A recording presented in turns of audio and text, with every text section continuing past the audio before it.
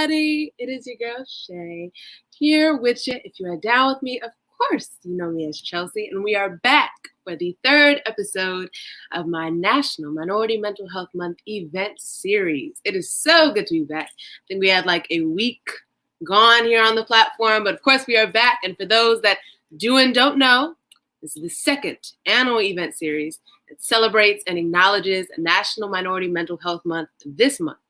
Last year was a definite success, considering we had some awesome people on board and behind the scenes, including non-for-profits and national foundations and private and public HBCUs and universities, such as Charles R.G. University of Medicine and Science, Black Girls Code, and the Epilepsy Foundation of Florida, and the Michael Anthony Foundation.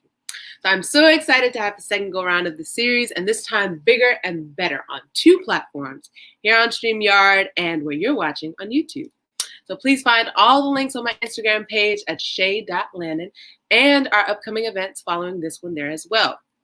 And lastly, before we actually get into this first episode of our 2021 series, do not forget to share, like, and follow the Instagram. Don't be shy.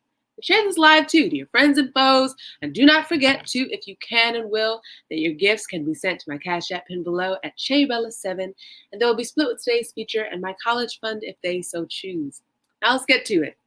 Today our feature will be author of Pure and founder of Break Free Together, Linda K. Klein, who with me will be exploring the title Purity Culture Recovery. Here's what Linda is building in its place. Let's add her to the stream. Hello. Hello. How are you? So happy to be here. This is one of the best intros I've ever had. Okay. I feel like we're ready to just dive in. Yes. Yes. Awesome. So today we'll be speaking on a variety of topics that are all essentially in regards to purity culture, to purity movement. And you can see them listed here on the flyer. The topics are in the caption listed below the original flyer that is on, my IG homepage.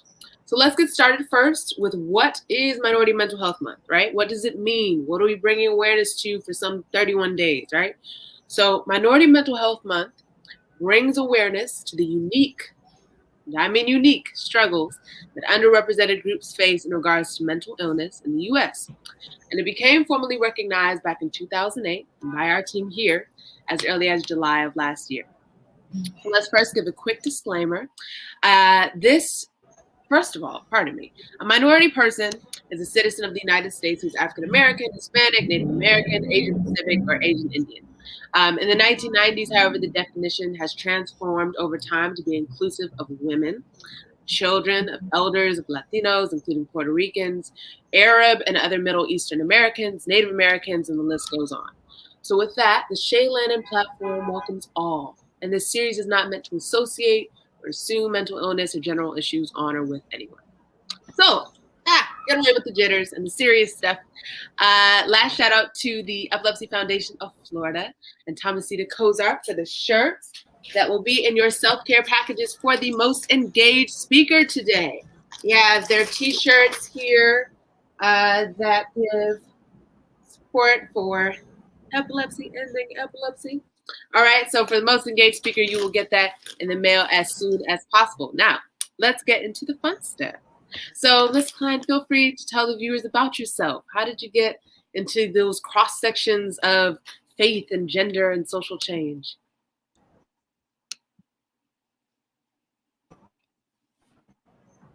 Yeah. Listen, forgive me, first of all, in advance. I'm having a little bit of a freeze up. So if you see me freeze, forgive me if we need to change locations or something, just let me know. But I believe you asked, how did I get into this work of doing faith, gender, sexuality overlapping? Yeah. Yes. Is that what the question was? Okay, great. Just wanted to make sure because we had a little freeze.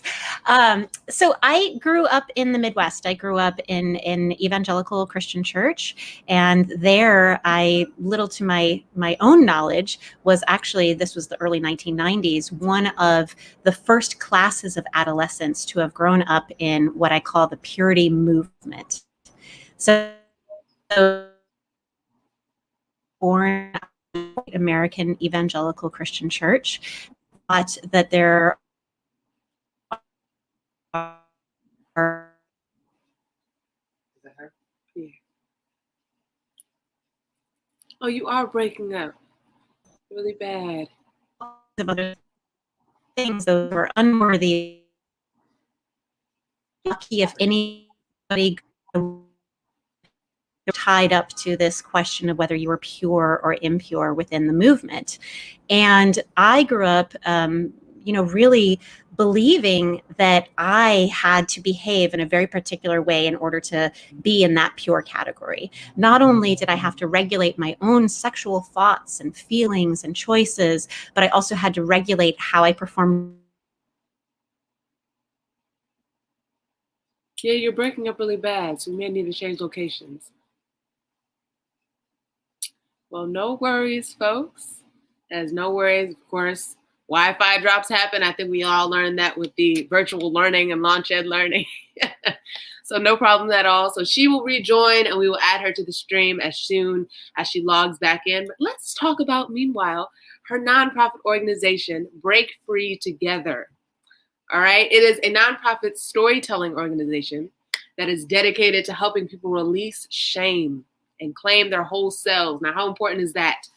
Let's hear that in the comments. How important is that? This work was born out of Linda's 16 years of research for her award-winning book, Pure, which we'll also look into in this episode. But she's back. She's back. She's back. Let's add her to the stream. Oh, I'm doing well. I don't know when you lost me. I don't know either. But your location is good? I think I am, but if I need to switch to another room, you just let me know. That's maybe closer to the Wi-Fi. It should be good. Okay. In here, but Okay. Sounds good. All right, we'll fill it out. So go on, because we heard like little it's and bits of your answer. Okay. Let me know. If I lose you again, I'm just going to relocate, and we'll see if that works. So I'm not sure where I lost you, so I'm going to start over. But I grew up in the white American evangelical Christian church in the Midwest, and I grew up in the beginning of what I now call the purity movement. And I know we're going to talk more about what that means later. But I was one of the first adolescents to have grown up in this movement, a movement that taught that people, and that women and girls in particular, were either pure or impure, or to put it another way, lovable is what we were taught, or lucky if any good person would ever love us if we were impure, Christian or non-Christian, so on and so forth. There was a lot of baggage tied to whether you were deemed pure or deemed impure. And we were taught that in order to be pure, we would need to regulate our own sexual thoughts and feelings and choices to make sure that we had no sexuality in us, but we also had to regulate the sexuality of others. That is to say, we had to wear just the right thing and act in just the right ways to make sure that nobody else had any sexual thoughts or feelings that we were maybe said to have inspired. And another major part of the purity movement was strict gender expectations. So regulating how I performed my gender to make sure that it was hyper feminine enough, that it was not trying to supersede men, things like that. So these were the things that I was taught growing up. And I remember even when I was growing up within it, really wrestling with it. Something about it felt wrong to me, but it wasn't until I started to really develop into a more full version of who I was that it started feeling off, feeling wrong, but painful. The person that I was developing into was never going to fit into this, binary, into this pure category. I was a person who was curvy, right? So I was inherently sexualized, right? Was charismatic.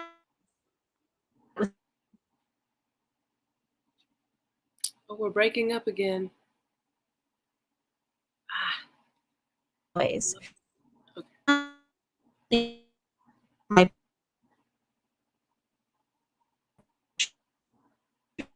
Yeah, we're breaking up again. Breaking up again.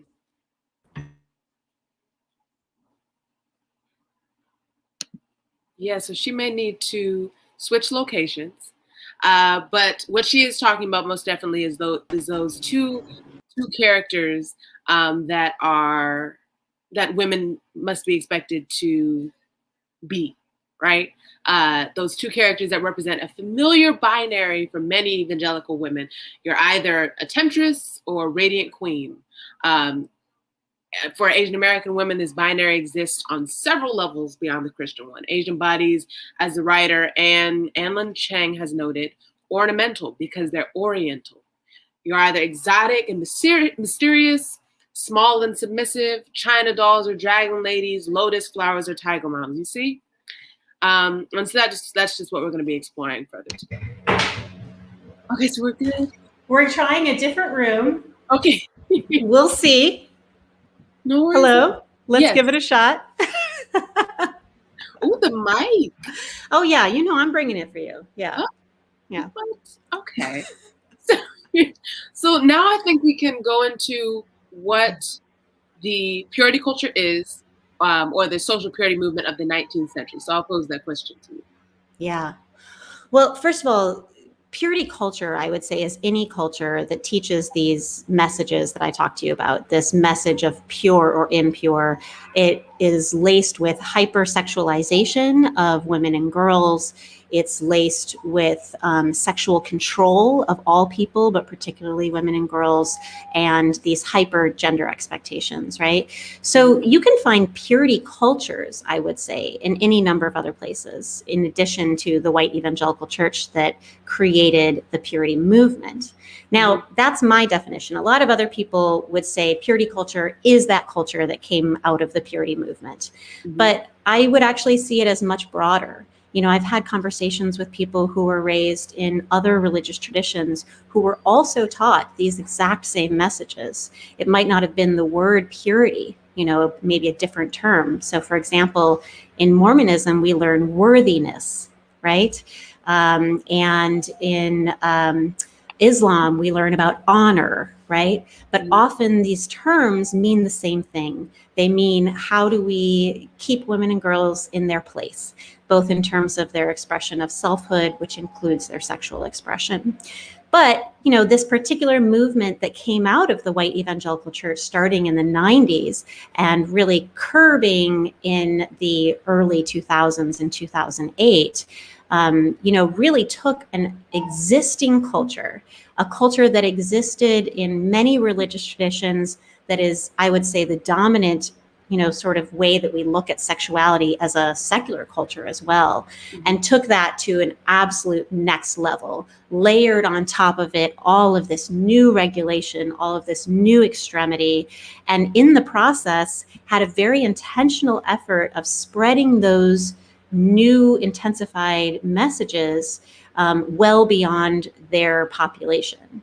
So at the time, you know, white evangelicals would have been around 20-25% of the country, but they, you know, and they really saturated that community. However, they also worked really hard to make sure that there was funding for abstinence only before marriage messaging in public schools. And so a lot of the things that we learned in our youth group, you know, our religious youth group, were actually also being taught in public schools.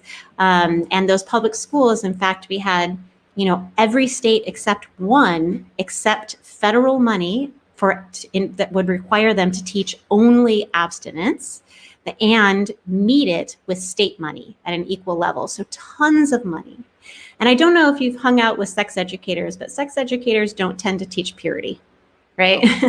They don't tend to teach abstinence only because it just doesn't work. Even if your intended goal, as the government's intended goal was, is to slow down first sexual activity or decrease the number of partners, you know, purity messaging and abstinence only before marriage messaging just doesn't work. Comprehensive messaging is what works. So as a result, you had all this money for one thing and all these sex educators doing something else, you know? And what we ended up starting to see is the purity movement coming out of the white evangelical church infiltrating the schools as a result.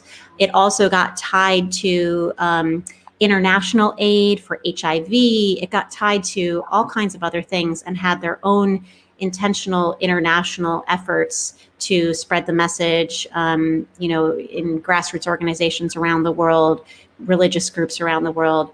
So it is the purity culture and the purity movement sort of layered on top of each other, if you will, right? The culture allowed the movement to rise, the movement increased the culture.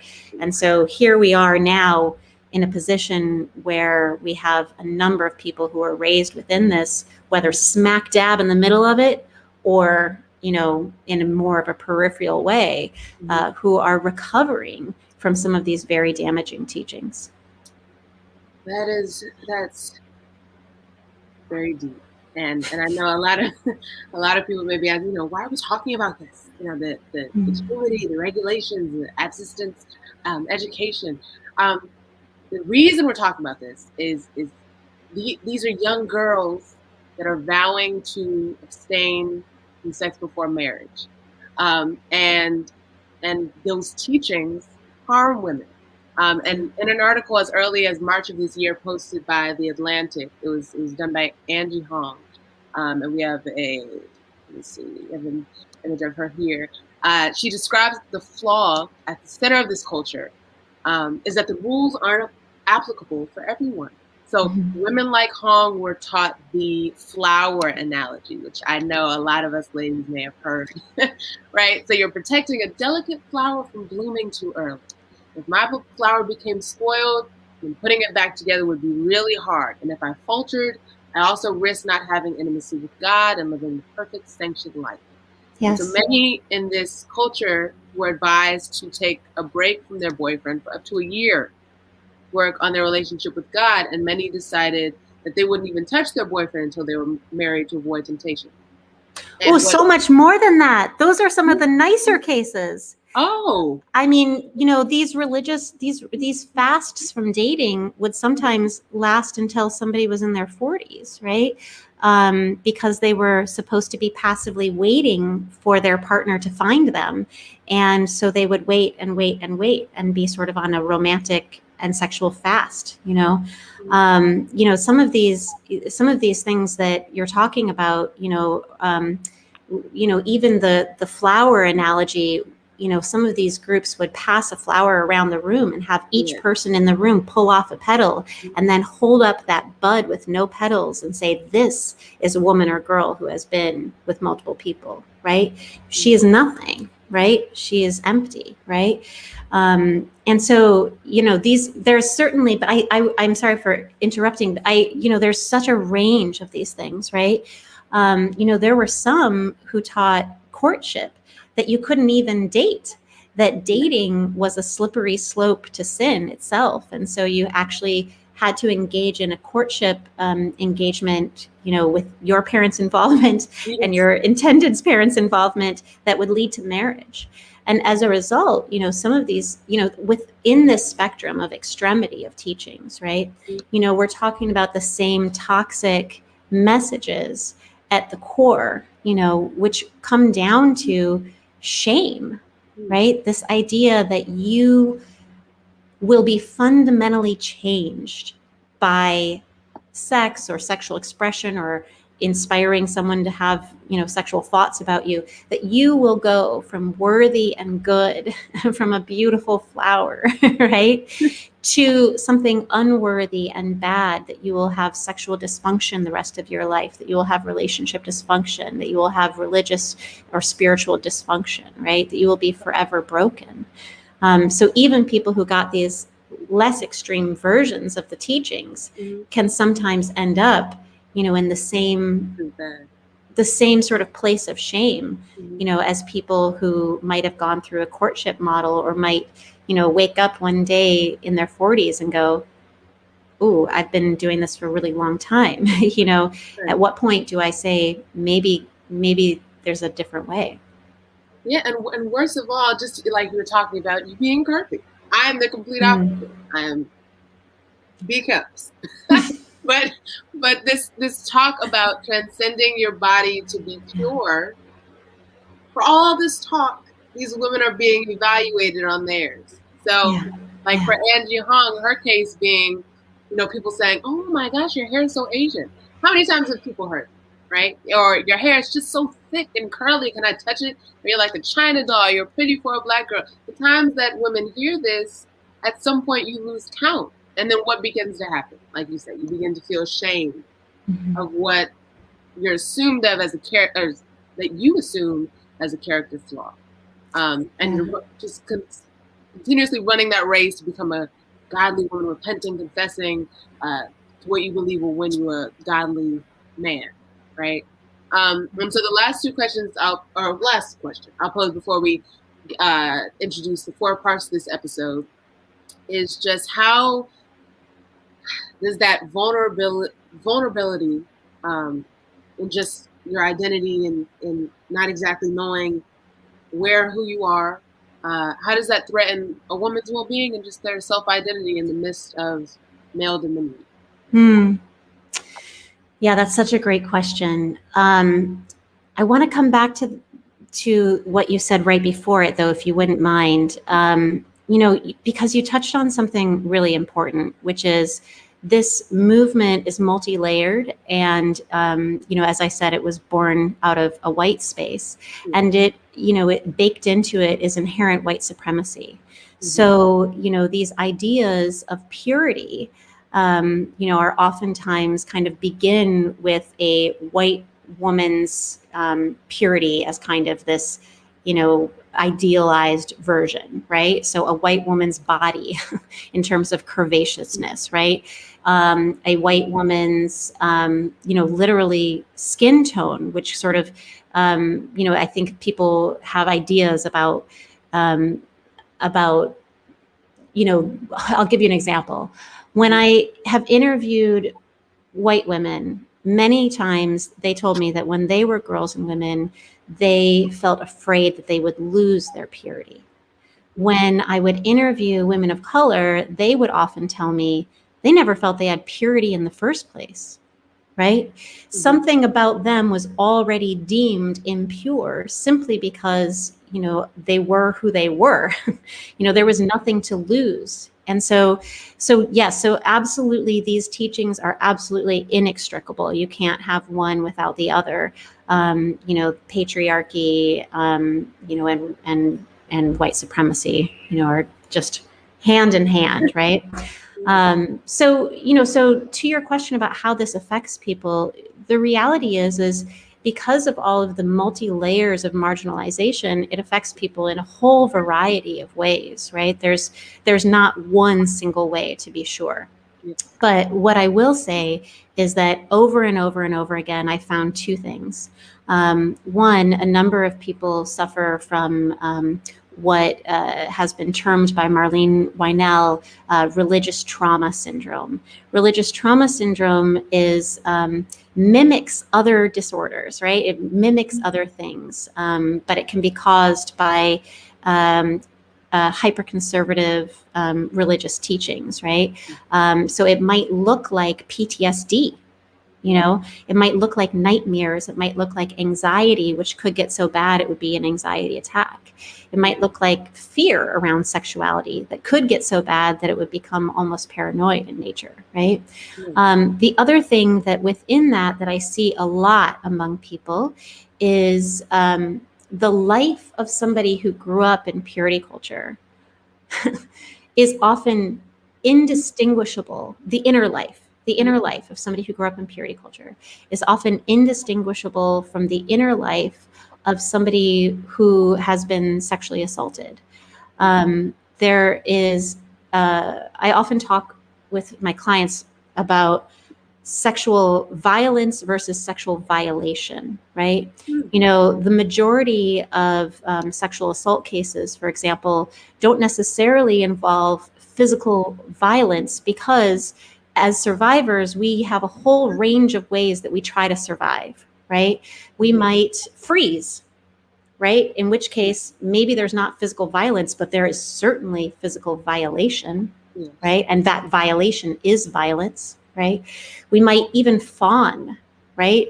Behave in a way that tries to make things better by just, hey, trying to talk them down, whatever it is. So again, you might not see that physicalized violence, but you see the violation that is a form of violence. Mm-hmm. So often when we talk about sexual violence, I think what we should really be remembering is that all sexual violation is sexual violence, right? It's not, and that when we look at purity culture, I believe, is a form of sexual violation because it actually takes the agency from the person. You do not have a choice about your body. You do not have a choice about your authentic self, right? Those things are taken from you. You are taught that you have to live within a particular rubric, and if you don't, you're worthless. Wow. So I oftentimes see people, through that violation, which shows up with people shaming people for everything from masturbation to wearing a tank top, right? Their lives, when they actually start to enter into adulthood, to get into relationships, whatever it might be, they're often struggling with many of the same things that people who have experienced capital T trauma, like a sexual assault or a rape, right, have experienced because of the many lowercase t traumas that they've experienced via consistent sexual violation over the course of their life. And so now you all know that there are 4 parts to this episode, and we could go on for this entire day. Yeah. But it's first, what is it? We covered that at the beginning, but for those that have just joined, we can always reiterate. So what is it? What's wrong with it? The impacts on mental health, because of course we'll always swing back around, and solutions, because of course we always like to end on high. Yes. So let's delve into those impacts, because you made a great segue. So as we know, many women within this movement are uninformed about their bodies, their sexual feelings, how to protect themselves against pregnancy and STDs, and even warning signs of unhealthy relationships. So we'll first delve into being uninformed. So in Alabama, there's currently no requirement to teach sex education in public schools. And the state actually requires a focus on abstinence-only education and widely limits information about scientifically proven contraceptive methods. And the schools that do offer sex ed in the classroom focus primarily on abstinence-only and heteronormative curriculum, right?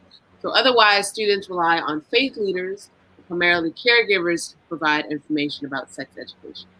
So the question I'll pose to you is what do we do from here? And what, really, I know it's pretty, general question, but what can we do? Because I'm sure in Florida, I think, just gotten into mental health education and really just those warning signs of anxiety and depression and what to do if, a friend is considering that, who to reach out to. But I haven't really seen anything that's concerned sex ed. So how can we move forward with that? Yeah. Well, I mean, there's so many things that need to be changed, right? There are the systems that perpetuate these teachings that you're referencing, but there's also the healing that needs to happen on an individual level among people who were raised in the system, the previous system, right? Mm-hmm. So, first I'll talk about the sexuality education, since you asked about that specifically.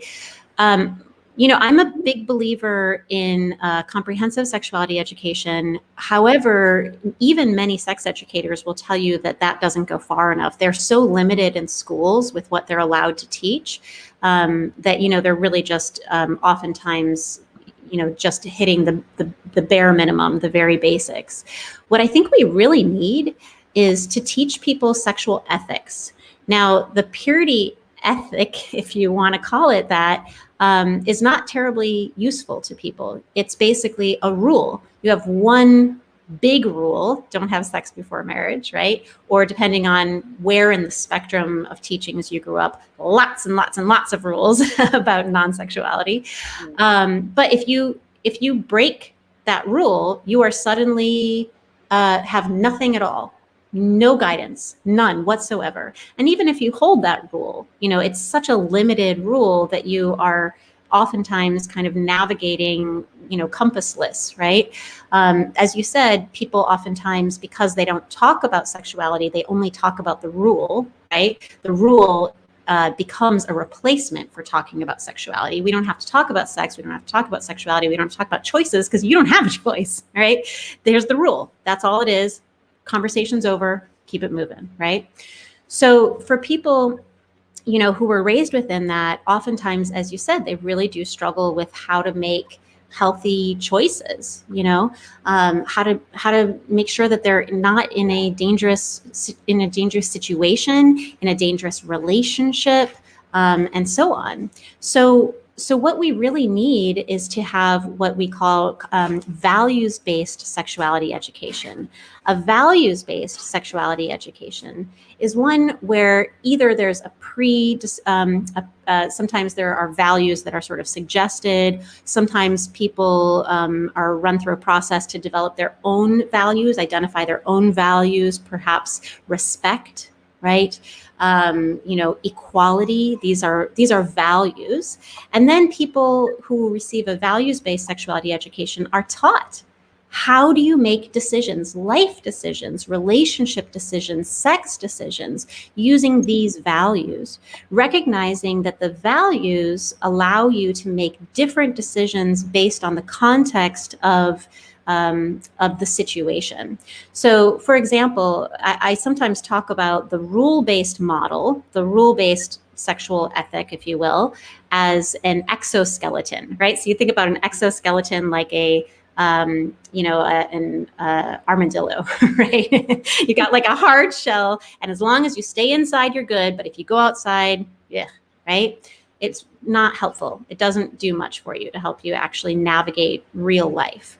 Whereas a values-based model is more of an endoskeleton. It's like a spine. So I can say in this situation, right, I might reach this conclusion, whereas in this situation, I might reach that conclusion. You're able to take in the context of the situation. Is the other person in a relationship? Are you in a relationship? Do you have a gut feeling that this doesn't feel safe? Do you, you're married, but are you still feeling sexually violated within your marriage? There are all kinds of complex situations that require a values-based model. Whereas if we teach people a sort of rule-based model, they oftentimes don't develop the ability to make those complex decisions because they've never been taught to. In fact, they've been taught not to. And we've been taught a shame around talking about sexuality that can be so great that we never really develop the muscle of making wise decisions. Or if we do, we unfortunately develop it through the process of making unwise decisions and being hurt. And we do not want hurt women. So with these value-based models, that's established.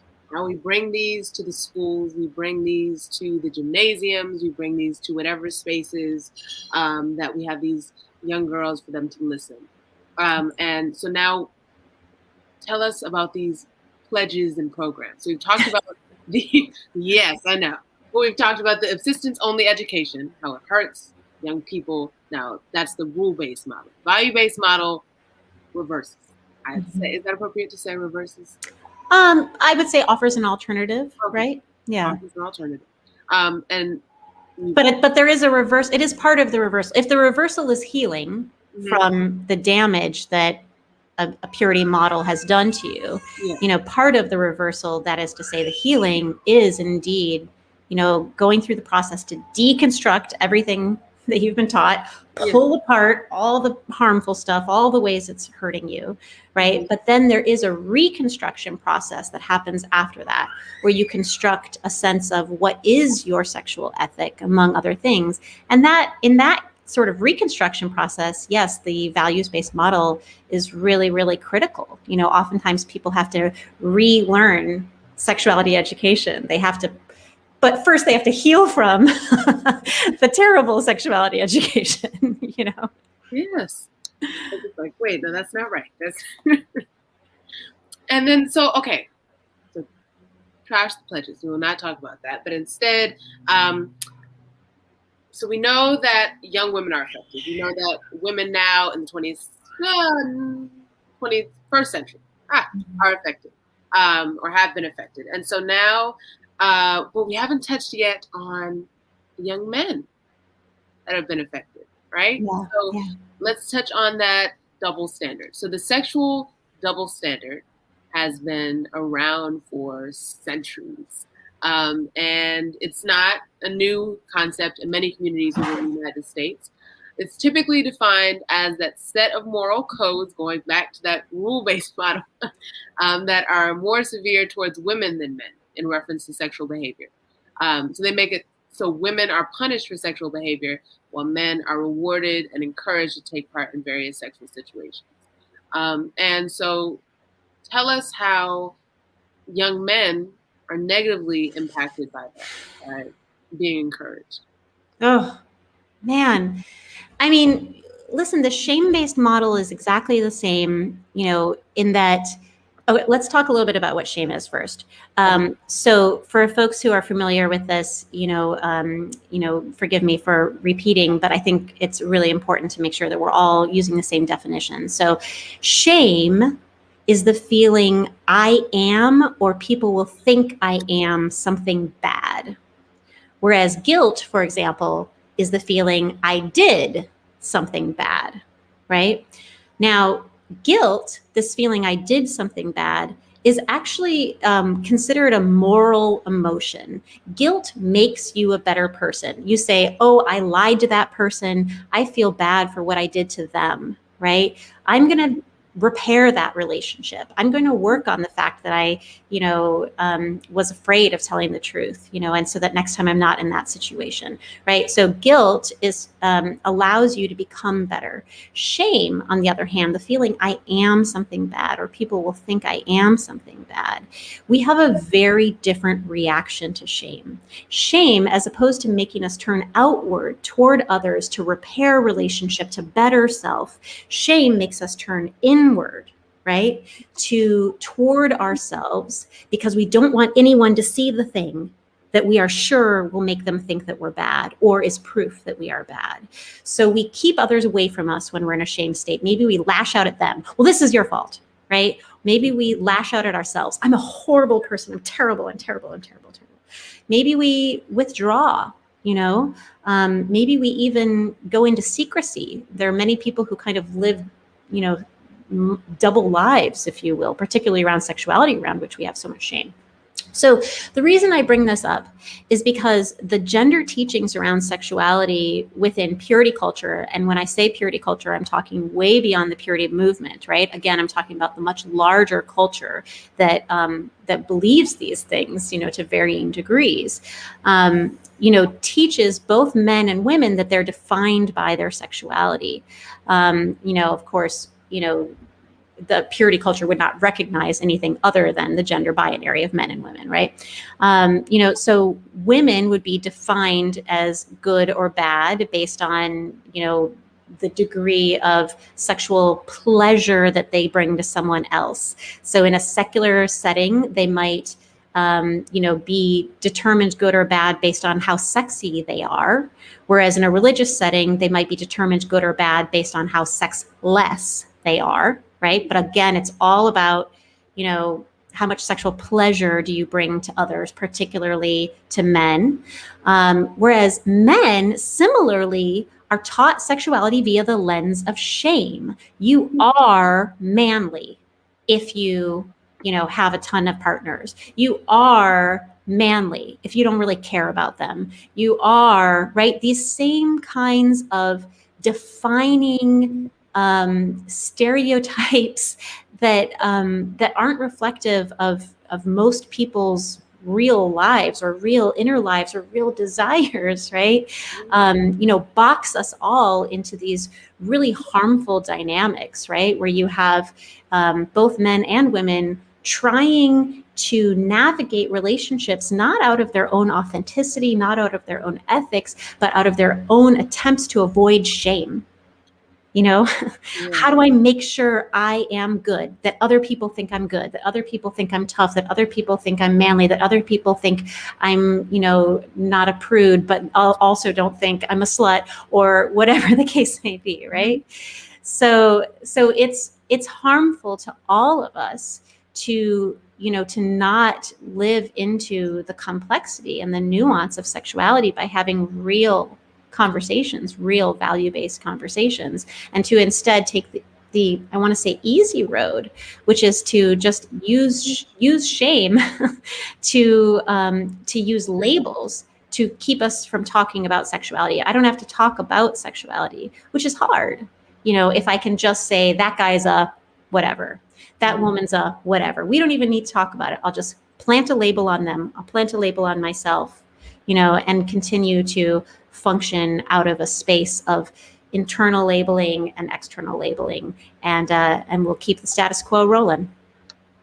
That is most definitely weighty, and what I could connect as you were speaking was to our first episode. I think we can always just so interesting how we could just connect these topics that seem so polar from each other, but yet are so interconnected. But our first episode being with South African artist Soku Maila, and he spoke on I think statistics from the 1920 Great Depression, and statistics that came out that described men's suicide rate that could be connected to their expectations of what a man was supposed to provide for their family, both monetarily or just emotionally, that they just couldn't provide anymore. Is that they felt at that point to just end their life was just the easiest way to just relieve themselves of that pain, right? And so that's just something that I can connect, which is an unfortunate happening, but something that's somewhat interconnected. So when it comes to circling back around to that shame and that guilt, we can speak on the epidemic of shame. Yes. That happened in the early 2000s, right? We had therapy offices across the United States that saw a sudden spike of young adults that were seeking treatment from what have been described as that epidemic of shame. What's interesting is the timing of people that were seeking help for sexual trauma. So it can be pointed to the boom of purity culture in the mid to late 90s. And this was the era, as we were speaking of earlier, of promise rings, of purity retreats, purity balls, and subsistence-only sex ed, and books, which is Joshua Harris's I Kissed Dating Goodbye. And that's something that you described in Pure. Yep. And so let's talk about the repercussions of purity culture from those late 90s to the mid 2000s, and how the side effects of purity culture and the side effects of sexual abuse can be so similar. It's something that you had just described earlier on. Yeah. There's a finding that I found in my book that I didn't, in my research for my book. I did 16 years of interviews for my book, or I have done 16 years total, that I didn't write about in the book because I wasn't sure how big the trend was. In the book, I talk about a lot of different trends that I see among people who were raised with this kind of messaging. But there was one trend that I wasn't sure how big it was, so I didn't write about it, that I have since heard again and again and again and again, and it is absolutely a significant trend. And that is that I kept hearing people say in my interviews, I don't feel like a person, or I didn't feel like a person at this point in my life. And so at a certain point, I went back through all my interviews and I looked at and I tagged all the places where people said, I don't feel like a person, or I didn't feel like a person. And then I started to notice another trend, which was people saying, I started to feel like a person when, right? And so then I started tagging all of those. And what I discovered is that when we have a shame-based frame, right? That is to say, when we don't tell people you can be your authentic self, and you are beloved regardless of what that authentic self looks like. When we instead tell people, you have to fit into our ideas of what is right and good in order to be right and good, to be acceptable, to be beloved, to have a good life, to have healthy life, et cetera, it creates a way of living that separates the person from their true nature. So instead of trusting your own feelings, you learn to tamp down your feelings and be like, no, I'm not supposed to feel that. I'm not supposed to feel anger, right? I'm not supposed to feel sad. And of course, anger, particularly if you're a woman, sadness, particularly if you are a man. I'm not supposed to feel these things. I'm going to push them down. I have a feeling that this is wrong and that this is hurting people. Well, that's not what my pastor says, so I'm going to push it down, right? So we do all this pushing.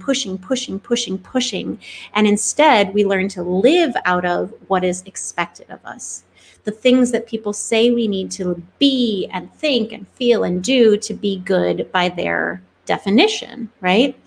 And what that ends up doing is separating a person from their humanity when you're not living in a way that is expressive of yourself. When you're living in a way that's expressive of what others want from you instead of yourself, people are so fundamentally separated from their humanity that they begin to say the phrase, and I don't think they even heard themselves saying it, but they begin to say the phrase in interviews, I don't feel like a person. Now, the way that that would show up might be, for example, someone saying, if somebody asks me to hang out and I don't want to hang out, I still feel like I have to go because they want to, and I have to make them, I don't want to disappoint them, right? Or if my partner wants to do this sexually and it actually makes me feel horrible, I have to do it because that's what they want, right? Or whatever it is, right? You start to separate from humanity, and then when I found that people started to say, I feel like a person, it was these moments when they started to actually claim their humanity. It was the moment that the woman who wanted to be a pastor, but who was told all her life women can't be pastors, went to seminary. She started to feel like a person for the first time because she was living authentically, right? Even when it upset others, right? Or the person who said, you know what, I don't want to hang out tonight. I'm really tired and I don't have an excuse. I just don't want to, right? When we start to actually be ourselves. So you look at, we were talking before about the man-woman expectations. There's so much more that we're not talking about. Think about somebody, for example, who's a member of the queer community and who's told that queerness is a sin, right? So, they learn to push down, to deny, and it separates them further from their humanity in that circumstance too. Just over and over and over again, there are all kinds of ways that these shame-based sexuality messages that we find in purity culture and that were intensified by that purity movement that you talked about, that really saturated all of our lives with all of this for about 25 years. That's when we start to see, people really start to struggle. These days, I work with people as a coach who were raised with these kinds of messages. And, one of the primary things that I do when I work with people is I help them learn how to access themselves. How do you actually feel your feelings? How do you not fight back your feelings when they come up, but actually sit with them? How do you trust your gut and not fight back at your gut and be like, no, I'm just being selfish, or I'm just being paranoid, or whatever it is? How do you hear yourself, And then from there, we start to get into, what are your values? What are your beliefs? What are your ethics, right? How do you really, what is the life that you want to live based on your feelings, your gut, your beliefs, your experiences, and not those of others that are imposed upon you? And is it appropriate to say that the churches can be the common denominator in some cases with these mindsets? Well, unfortunately, there are certainly churches that are outliers, right? There are churches that are teaching values-based sexual ethics, which is amazing. So let me talk about the outliers first. For example, I talked to you about, that there were different curricula that used value-based sexual ethics. Well, one of them is called Our Whole Lives, or OWL. And that was co-developed by the Unitarian Universalist Association and the United Church of Christ, a Christian denomination. And it's a secular, values-based, sexuality education curriculum across the lifespan. And it has layers from the Unitarian Church and from the UCC, the United Church of Christ, that you can layer on if you want to have a more spiritual or religious frame to this secular model that they've developed. So there certainly are outliers. There are religious groups that are working hard to queer our ethics, if you will, yes. Right? But unfortunately, the conservative church that is, I think, facing the results of having taught these really damaging messages internally, they're seeing how hurt and how damaged people are beginning to notice it, and yet are unfortunately still not willing to do the deep work to really change and to do something different to make sure that more people aren't hurt. So yes, there is absolutely a correlation, and I would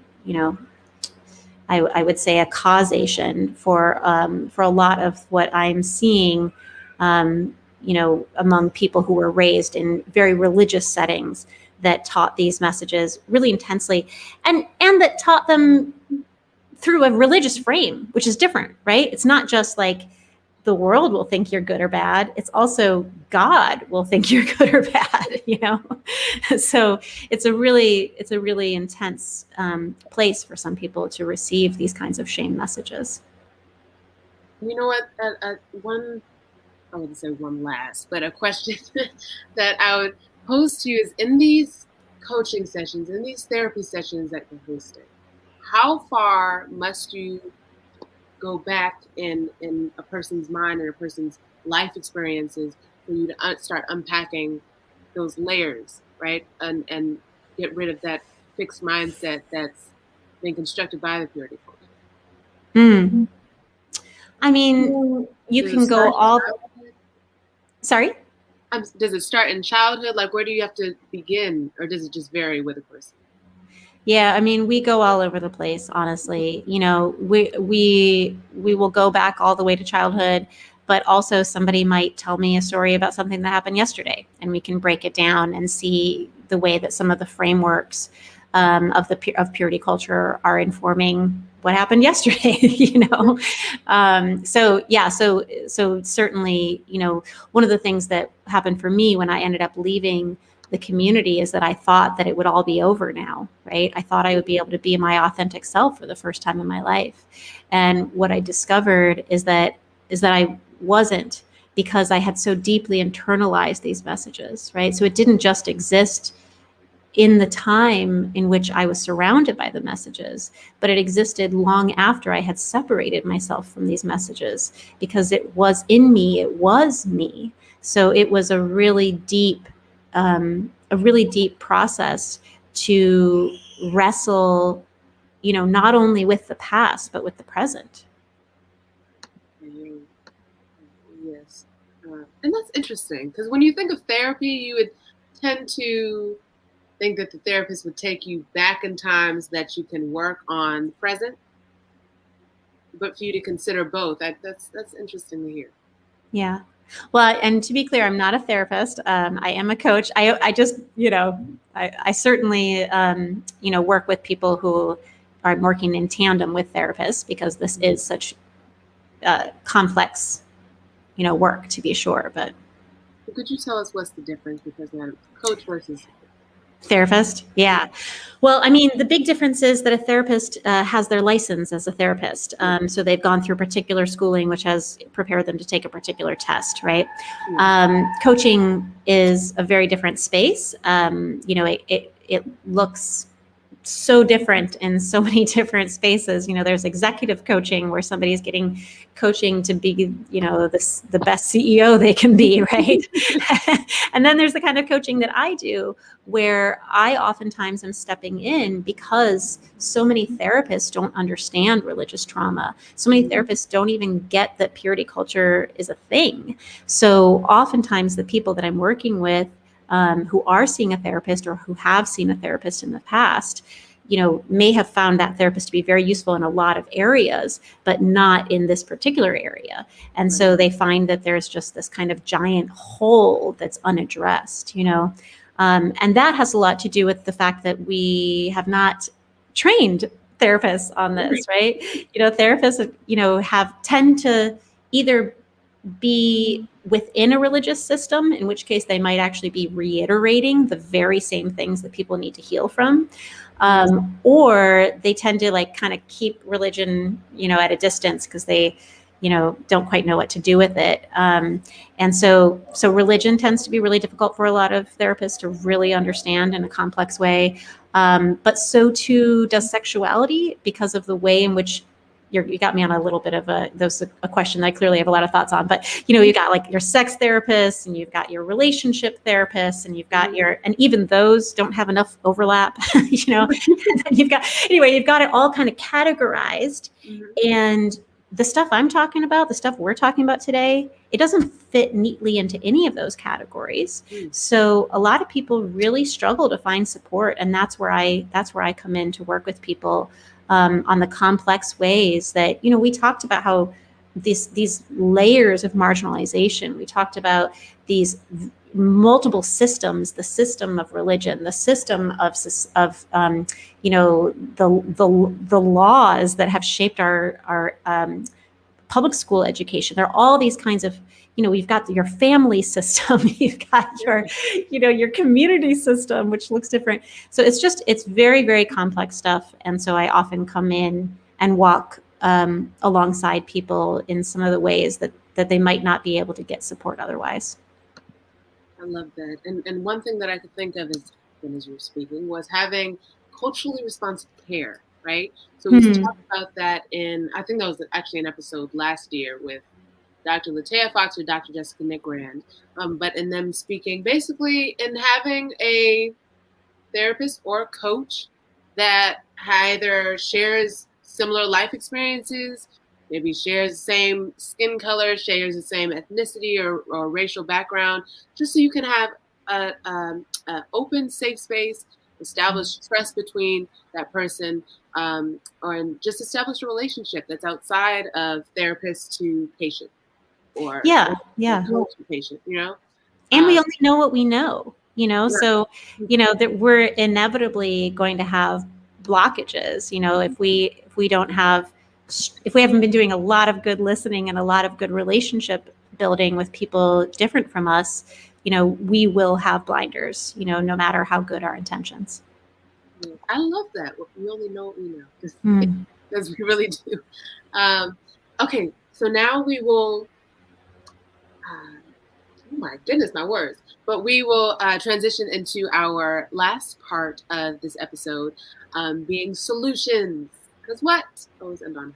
All right. So this episode, of course, we've touched on a lot, but it serves at its core to inform our viewers that sexuality for both sexes, not even both, because again, we were spanning out to the LGBTQ community and so much more, that regardless, sexuality for all, period, is normal.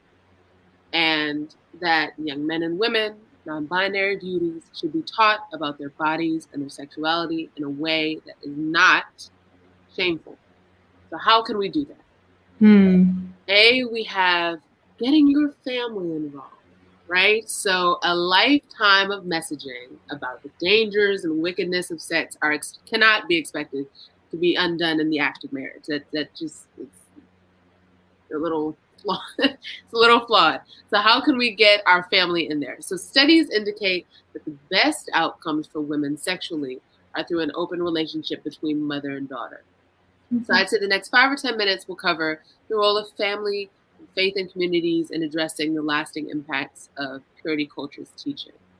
So how to open that conversation, how to start that conversation. Yeah. Let us know. So I have some thoughts on that. Yeah. One of the things that often happens is parents think that they have to have the sex talk with people, right? Yeah. It's going to be the one big talk. I'm going to say everything. I'm going to give them the book, and then everything's taken care of, and I'll never have to do that again, and I can go have a drink. But the reality is what you want to instead have, and this is something that many other people have said, is 1,000 little conversations. So what a parent could do is, let's say that something is on the screen, like a makeout scene is on screen and you're watching it together. Instead of like being like, don't look at that, cover your eyes, or instead of just being like, you could actually say at the commercial, what did you think of that dynamic between that couple? How did that seem to you, right? Like, did that feel like, I didn't like the way he was talking to her either, and then that happened, and whatever it is, right? You have these small conversations about sexuality, about relationships. You engage a conversation, and then what ends up happening is that the young person begins to see that there is not shame in the parent around talking about these things. So now the young person can actually come to the parent at the moment that they actually do need help or have questions, because they know they can. They know the parent's not going to freak out, And then when your young person does come to you and ask questions, or, whatever it may be, then the next job, which, I will tell you as a parent is not easy, is that you must appear unflappable. That is to say, if somebody comes in and says, asks a question that utterly shocks you, you still have to be like, that's an interesting, let's talk through that, Right. So there is, basically what you're trying to do is just normalize, right? Like, this is a part of life. This is a part of life. Let's talk about it. So that when the moment comes that they really need you, they know they can go to you. And oftentimes you'll find that they do. I love that, because I think my mom and my dad, I would say my dad, I think it's just now that we're starting to, establish that comfortability between the two.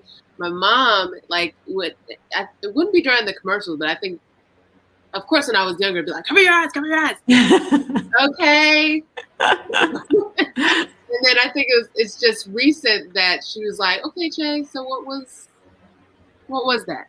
And I was like, okay, all right, so this is how I felt, and that was a little weird, and that was, I don't know what that was, etc. And it was actually one show that I was watching.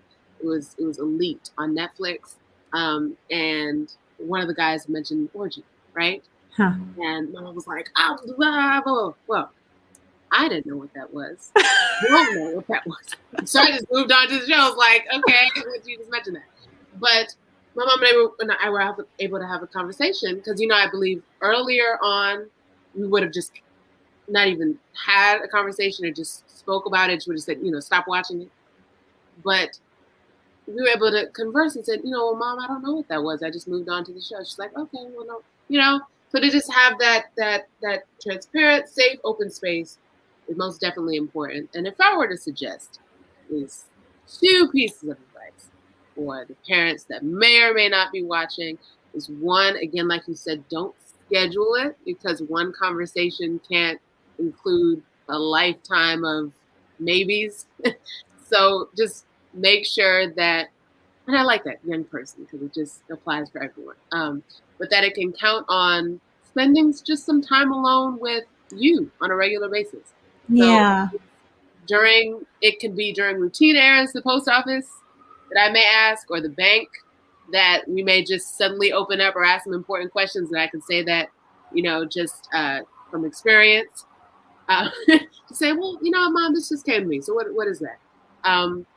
And you know what? Some daughters are more accessible even at night in that sleepy state before bed when our defenses are down. Or another productive time is even in the car.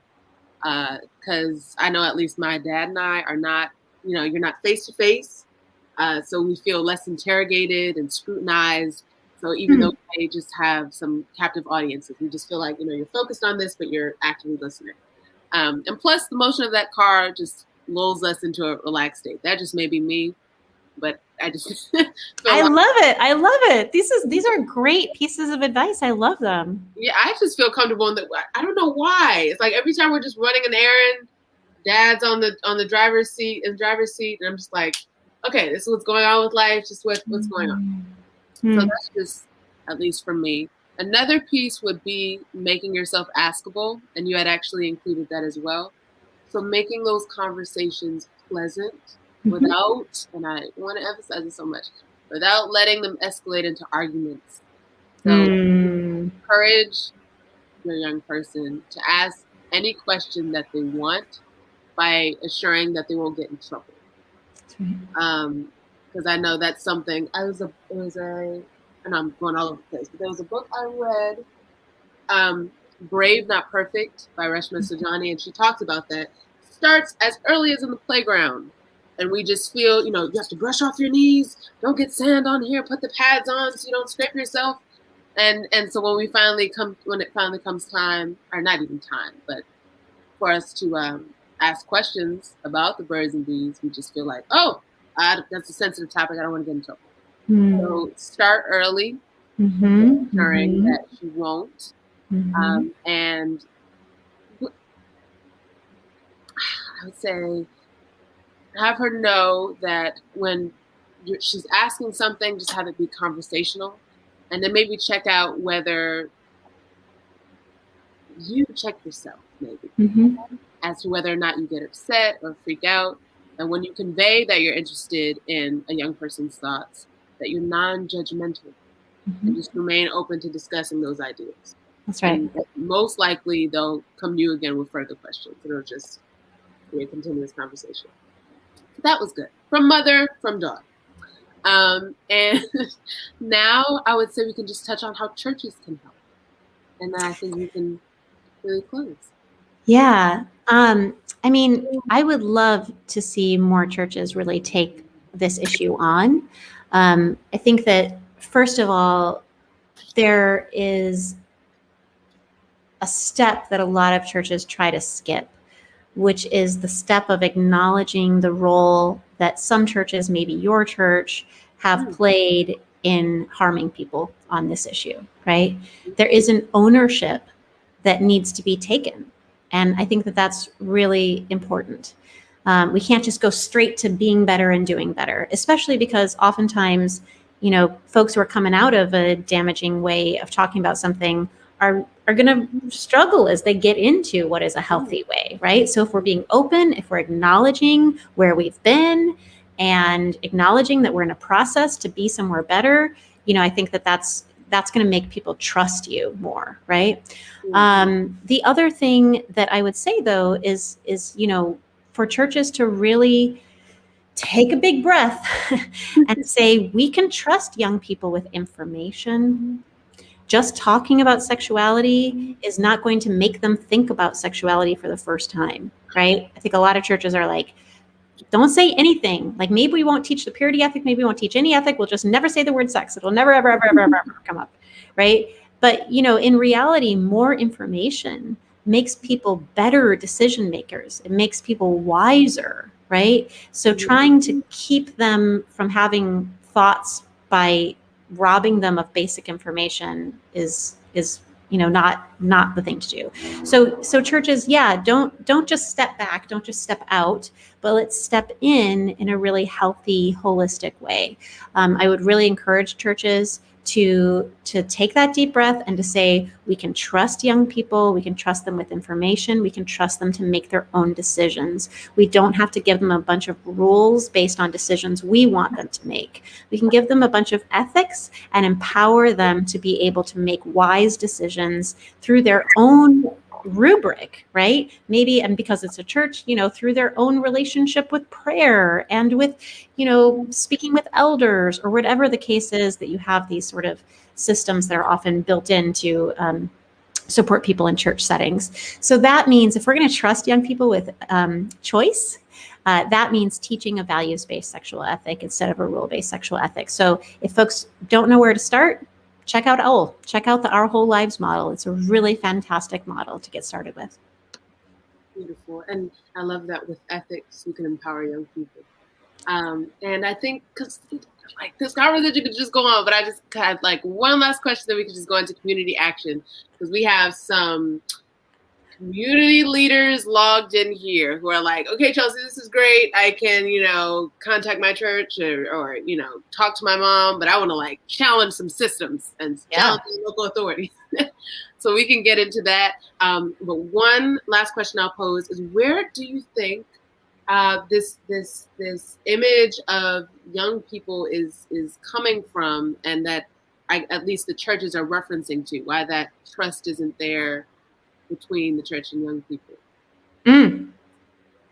It's a great question. Maybe? I mean, any major system that wants to perpetuate itself has to keep people believing the same thing, which ends up reducing complexity to simplistic frameworks and simplistic thought, which often means reducing things to rules. Mm-hmm. So I mean, it makes absolute sense that there would be a lack of trust, not just of young people within religious spaces, many religious spaces, but of people in general. Oftentimes people are not trusted to make wise decisions. So you end up, kind of, again, taking that kind of easy route and just slapping a rule on there so we don't have to talk about it. I do think that this trust thing is really complex, because once you start to trust people, what it also means is that you trust that you'll be okay and your religious institution will be okay and they'll be okay. If they reach a different conclusion than you reached, maybe you wanted to wait to have sex before marriage and that worked out great for you. They might reach a different conclusion, right? And that you really need to trust that they've got their head on their shoulders, that you've given them the support, that you've given them the ethics to make wise decisions so that they can reach a different conclusion, and you will be okay and they'll be okay, and your body, your larger religious body, will be okay. Likewise, you may have not had sex before marriage, or you may have had sex before marriage and might feel like that worked out for you, but your child might not want to, right? They need to be able to make their own decision, and you can trust that it's not all going to fall apart. Your family isn't going to fall apart. The person's life isn't going to fall apart because you've buoyed them with support and love and space to ask questions and ethics and all of these other things. They're okay. You're okay. Your belief system, your worldview, it's all going to be okay, even if they don't end up where you ended up. So invest as much as you can and then leave it up to us. That's right. Make those decisions in the highs and the lows. Doesn't that sound like love? Yes. Huh? She's like, listen, I've given you love. I've given you support. I've given you every program that's available online. Do it. Yeah. You've got it. And I'm right here if you have any questions. You're not alone. It's not like do it and I'm going to be, watching TV. It's like, go for it and I'm here. It's beautiful. And so now for community action for the Daniel DeMontenacs out there, you can find your representatives and your senators and tell them to support the Teen Pregnancy Prevention Program, or TPP, and the Personal Responsibility Education Program, or PREP, and put an end to Subsistence Only Until Marriage and Sexual Risk Avoidance, SRA programs. And by urging your elected officials to support these programs, you are helping to ensure that all young people have access to quality, not only quality, but accurate sex education. Along with that, you can also find out what the laws are in your state. It comes down to your own research. This is information that I've collected on my own, the research of my own. This is information that Ms. Klein has gathered on her own for 16 plus years of research. And so now it's up to you to take this information from this platform, but also build on it with your own. And so by finding out what the laws are in your state, if they're comprehensive, of course, you can contact your local school district to make sure they're being enforced. Lastly, you can go to your local school board to find out what sex education looks like in your community schools, and organize your friends or other advocates to demand quality sex education policies and programs in your school district. I love what you're saying, Harper, in the chat. You have to meet people where they are and respect decisions. Yes. Yes. And I also loved what you said before about self-love. You know, I kept seeing that post come up a lot too. So important. Self-acceptance, self-love. Yeah. So yes, I'm so glad we had this conversation today. And if you could provide your contact information, social media, email. Yeah. Right now? Okay. So I have a website, which is my full name, Linda, Linda, and then Kay, my middle name, and then Klein, Klein.com. So I have a contact me on that page. You can also find me, I'm not great on social media, but you can find me on Instagram. That's probably the best of the social media platforms. I have a nonprofit where I'm working on connecting people to one another who are wrestling with these things, and I do coaching. You can read all about both of those things on the website. And then the book is Pure: Inside the Evangelical Movement That Shamed a Generation of Young Women and How I Broke Free. Okay, perfect. So we have your book here so people can see. And so make sure to go. And what platforms is your book available on? Your website? No, you get it wherever you like to get your books. Okay, awesome. And do you have Bing? Do I have Bing? No, I don't have Bing. You mean the search engine Bing? Oh, no. What's Bing? Yes, where they can give donations. Oh, God bless you. No, I don't, unfortunately, but I do have on my website, you can donate to my nonprofit. So there's a page called Break Free Together, and there is a donate button there. Perfect. So you all have all the links. We have the pictures of her book. If you could take a screenshot again, I'll put it up here so you all can quick screenshot. And again, thank you so much, Linda, for joining us on the third episode of the series. And we wish you well. I'm so happy to be here. Thank you for having me.